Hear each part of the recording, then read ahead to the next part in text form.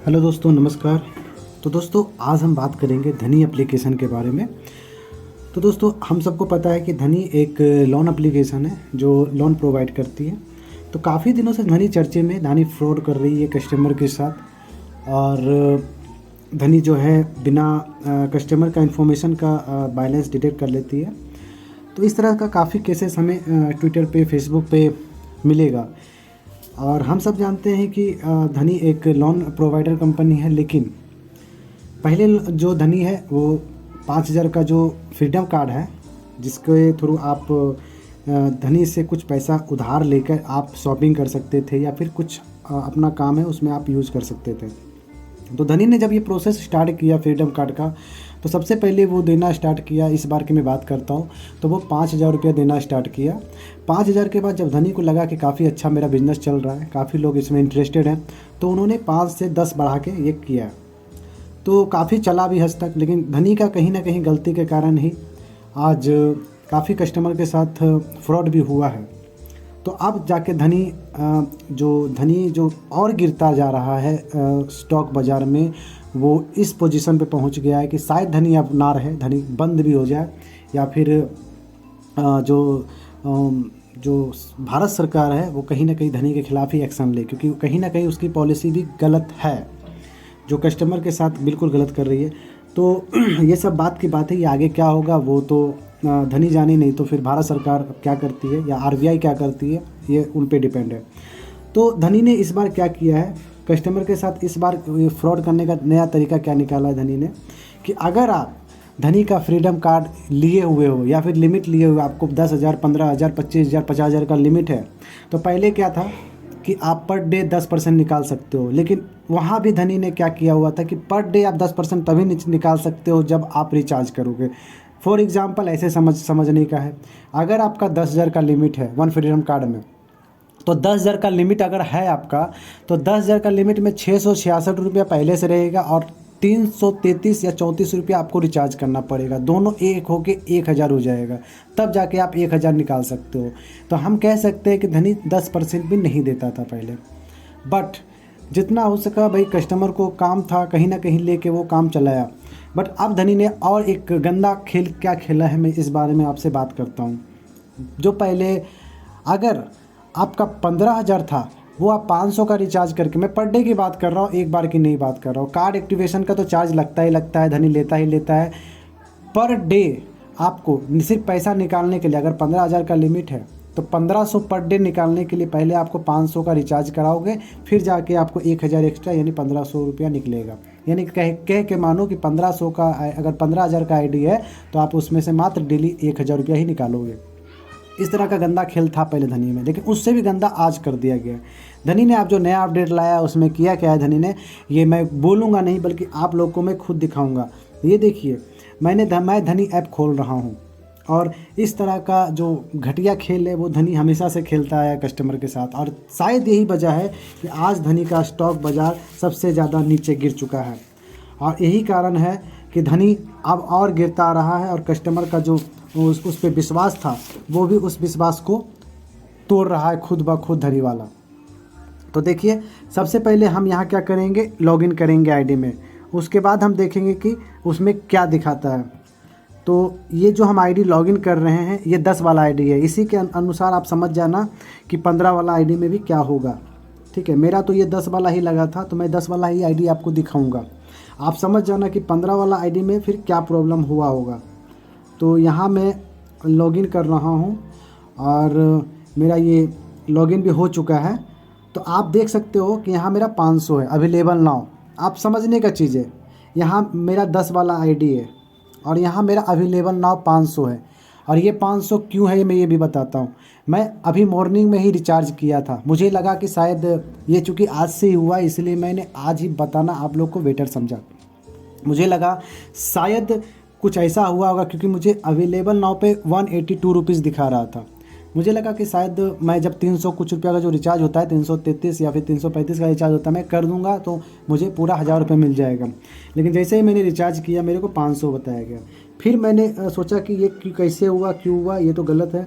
तब मुझे पता चला कहीं ना कहीं कि ये जो है क्या है कि मतलब 5% ही अब दे रहा है कस्टमर को। ये देखिए कहीं ना कहीं ये धनी फिर से गलत कस्टमर्स के साथ कर रहा है।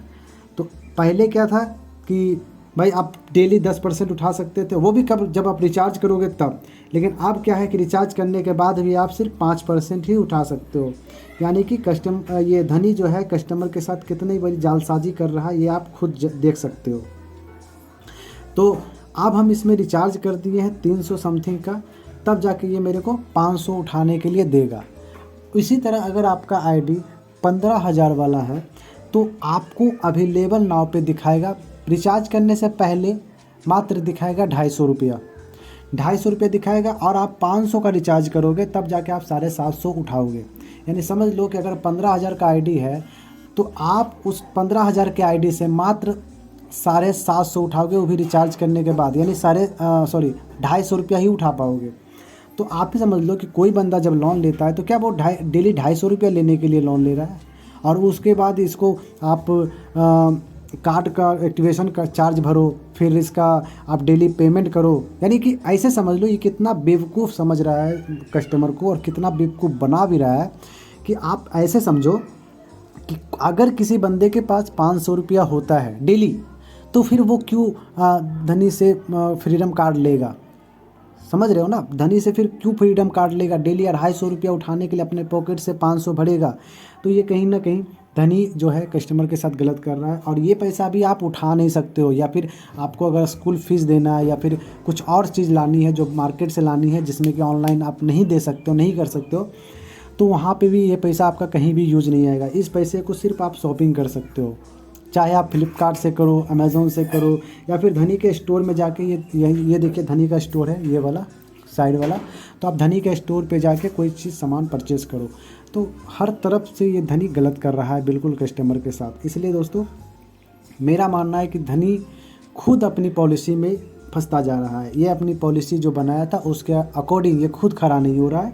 कभी ये कस्टमर को कहता है कि हम 10% देंगे, तो उसमें भी ये 7 से 8% ही कस्टमर को देता है। कभी आज ये नौबत इसके साथ आ गया है कि आज ये 15 वाला में मात्र 250 रुपया दे रहा है कस्टमर को। 15,000 का अगर आपका लिमिट है तो 250 रुपया दे रहा है।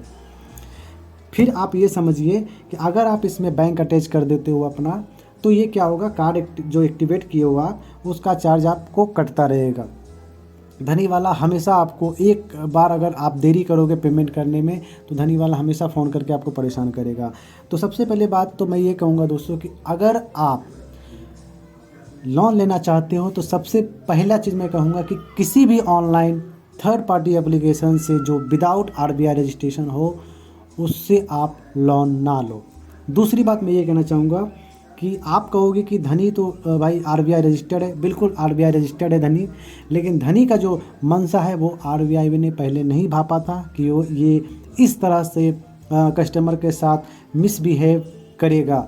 इसीलिए अब हमें भी लगता है कि कहीं ना कहीं RBI भी इसका लाइसेंस रद्द ना कर दे जल्दी। क्योंकि आप ट्विटर पे देखोगे, फेसबुक पे देखोगे, यूट्यूब पे देखोगे तो हर तरफ धनी के लोग शिकायत कर रहे हैं, धनी से लोग परेशान हो गए, धनी के सर्विस से परेशान हो गए। धनी इतना फ्रॉड करने लगा है कि हर तरफ से इनको कोसा जा रहा है, इनको गालियां तक पड़ रही है। इसीलिए सबसे पहली चीज़ है कि लोन आप धनी से ना लें और थर्ड पार्टी एप्लीकेशन से ना लें। अगर आपको पैसे की रिक्वायरमेंट है 10,000, 5,000, 20,000, 50,000, तो आप किसी रिलेटिव से ले लें, किसी दोस्त से ले लें। अगर वो भी आपकी हेल्प नहीं कर पा रहे हैं तो सबसे अच्छा है कि आप कोई बैंक में जाकर लोन ले लें। अगर आपको बैंक में नहीं दे रहा है तो फिर ये आप कुछ अपना जो आपका जेवर है, सोना है, चांदी है, या फिर कुछ छोटा मोटा ज़मीन है, वहाँ पे आप रख के या फिर अपना सर्टिफिकेट रख के आप लोन ले लें। फिर वहाँ आप पूरा पैसा दे के वहाँ आप लोन की रकम चुका के आप अपना सर्टिफिकेट या फिर जो आप पूंजी रखते हैं, जो आप अपनी संपत्ति रखते हैं, वो आप उसको हटा सकते हैं। तो दोस्तों मैं यही कहना चाहूँगा, सबसे बड़ी बात है कि धनी से बिल्कुल भी कभी भी लोन मत लेना। धनी सिर्फ फ्रॉड कर रही है, और ये मैं इससे नहीं लूँगा, क्योंकि अब मैं इसका क्लियर करके ख़त्म कर दूँगा। कई लोग जिसके साथ ये फ्रॉड कर चुका है वो लोग तो बोले क्लियर भी नहीं करेंगे, तो अपनी इच्छा है। मेरे को भी इच्छा नहीं कर रहा है क्लियर करने की, क्योंकि ये खुद अपनी पॉलिसी पे खड़ा नहीं हुआ है। हो सके तो मैं भी इसको क्लियर नहीं करूँगा जब तक मेरी बात इससे सुपरवाइज़र से ना हो जाए, हेड ऑफिसर से ना हो जाए कि ये लोग ऐसा घटिया हरकत क्यों कर रहे हैं। तो मैंने आप लोग को समझा दिया है, बता दिया है, अब आगे आप लोग की इच्छा है। तो दोस्तों ये वीडियो को सब्सक्राइब आप लाइक कर देना और शेयर कर देना अपने दोस्तों को, और चैनल को मेरे सब्सक्राइब कर देना। जय हिंद दोस्तों, धन्यवाद।